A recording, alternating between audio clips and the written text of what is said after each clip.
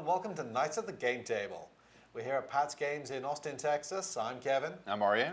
And today we're going to be talking you through Guilds of Ravnica in 2018 and the other upcoming sets. New releases coming out after and related to and affected by Guilds of Ravnica.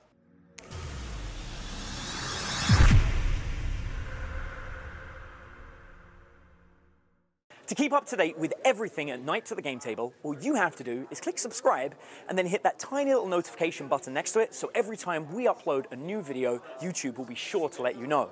Aryeh, what are you going to talk about first? I'd like to talk about the sort of mythic Planeswalker edition Planeswalkers that are happening in conjunction with the set. Right, and this is a mix of old and new Planeswalkers, right? Yeah, so from the new set here, Guilds of Ravnica, you have the new version of Ral. Ral, I believe, is it Viceroy? That's one of them. Okay. And then you have Vraska Golgari Queen. But then the rest of the Planeswalkers are kind of older ones. You have some that are standard legal, like Teferi. What would any discussion be without Teferi, right? The card's like dominant in Modern and Standard and even in the Mythic edition. And then some kind of cool older ones like Elspeth Knight Errant, Liliana the Last Hope. Just some of the most powerful Planeswalkers from the history of Magic. Elspeth I actually have in a deck. Elspeth, very few decks nowadays, but my Legacy deck has got Elspeth in it, and I'm proud of her. You know what? Elspeth is still good, even after all this time. And Liliana the Last Hope was one of those cards that everyone looked at and said, will it be as good as Liliana of the Veil? And pretty much the answer has been yes. So basically what you get is in this Mythic edition, which I think you can only order directly from Wizards. In this Mythic edition, you get 8 Planeswalkers. We mentioned some of the highlights there. But you also get... Do you get them all?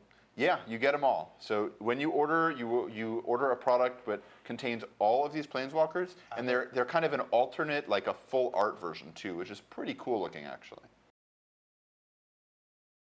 The question that I have, is it worth this sort of protracted process of like ordering these cards directly from Wizards and getting them sent out? You know, will they sell out? Will they go onto the secondary market and be significantly higher than the $250 price tag?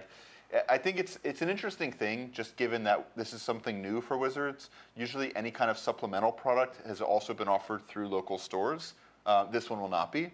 So I think it's a little bit of wait and see. We're going to see what is the demand going to be like, what is the price going to be like. But I will say that if you're into cool full art Planeswalkers, especially if you're looking at maybe EDH or like, you know, foiling out your deck, having cool different versions. In particular, I love the art for Liliana in this set. I think it looks really, really cool. One for the collectors. For sure. This is definitely one where I think some people are going to buy it, put it in a closet somewhere, and try to revisit it in a few years and hopefully think it'll appreciate its summon value. So in addition to this Mythic edition, we've also got another Ravnica set due a few months after Guilds of Ravnica, is that right? Yes, our next set's going to be Ravnica Allegiance, and I'm kind of excited for the name, because are the guilds allying together, or are they allying against each other? I mean, together could be against Nicol Bolas, who is still hanging around like a bad smell. Yes, Nicol Bolas is still in the storyline. He's been kind of hiding out for a while.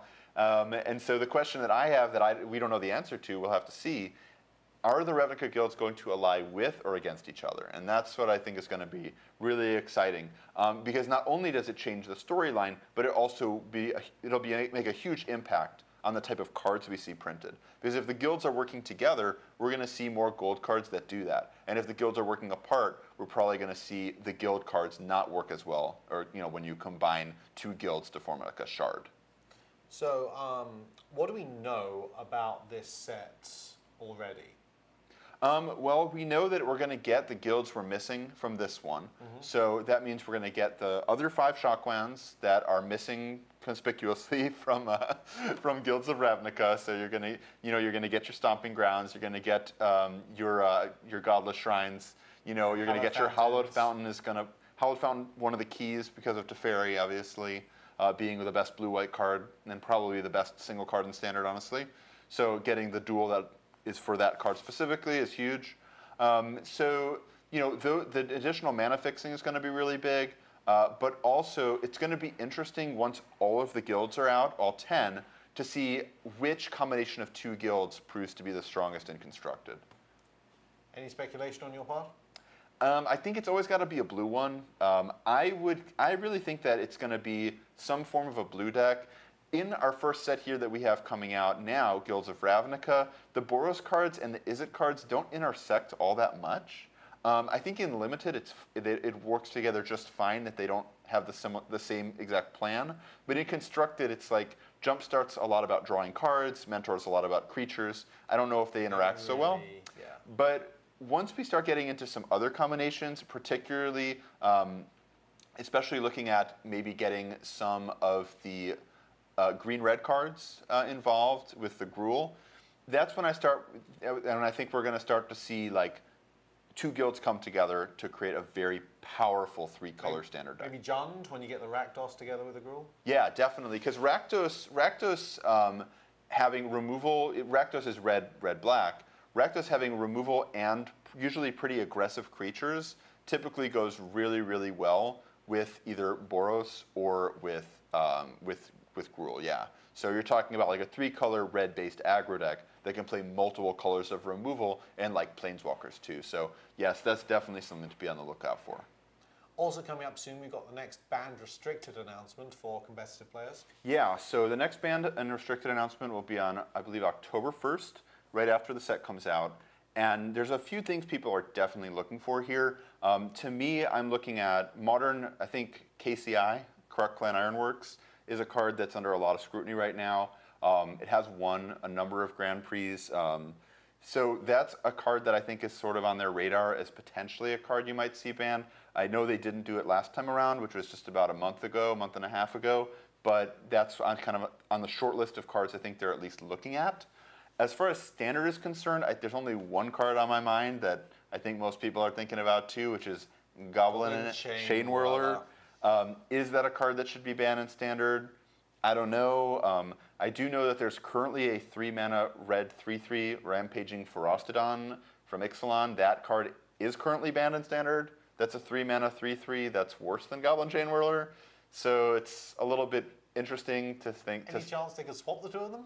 Maybe. I mean, maybe. You know, Rampaging Ferostodon was a card that I think they banned just, it wasn't that it was really that dominant at the time, it just, the card they felt was overly strong and maybe was a little bit tough for some other decks. Then again, I think that Chain Whirler warps the format more than Ferostodon was, so we're going to have to wait and see on that one. It's going to be an interesting choice either way, and I'm sure people will have strong opinions on it either way, so that's going to be an interesting one in our discussions for sure. Okay. Then we've got some casual products coming up. We've got MTG Game Night, which is a series of 5 decks coming up together. Yeah, so MTG Game Night is where they're going to have a set up time for you to come to a store. You can select one of the 5 colors, and you'll get a monocolored deck that's themed with mechanics and cards that are really specific and unique to that color. So like I think the black deck cares a lot about graveyards and such. And in each deck, there is one exclusive card that you can only get at the game night. Only get at the game night. So, for example, White's got Militant Angel. Yes, White has Militant Angel, which, is a pretty good card. I think most of the cards that you see here are geared more towards multiplayer. I believe they are not legal in Standard. Yes, not Standard legal. Which is a little different from how they've done things in the past, because with the release of each set for about the last year or two, they've done these Planeswalker decks that actually were Standard legal, technically, even though most of the cards were usually too weak for Standard. Every once in a while, you theoretically could play, you would see a card that was in this ancillary product show up in Standard. With this case, these cards are not legal in Standard, so that is not possible. But they are exclusive to just this event and just these decks. So if you're somebody who likes multiplayer, you're somebody who, like me, has friends who are interested in Magic but don't necessarily play all the time, this game night is a great opportunity to bring them down to your local game store, give them a relatively easy to understand monocolored deck, and just battle and have a good time. And then finally, coming out in October, we've got the Spellslinger starter set.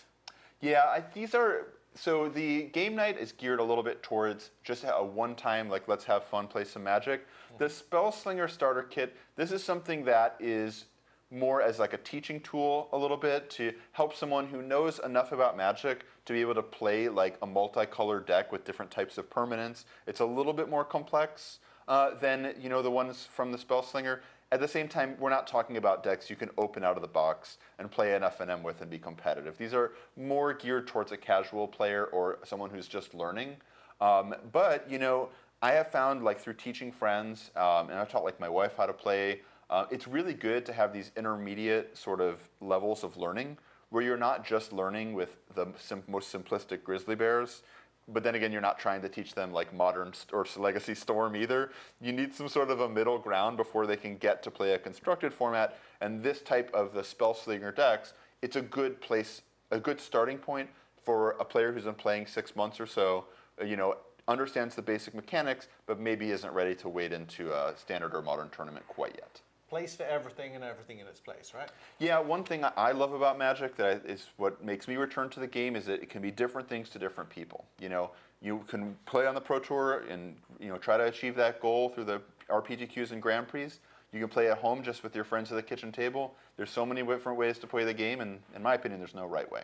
That's been our take on Guilds of Ravnica and upcoming releases after it in 2018. Aryeh, thank you once again. My pleasure.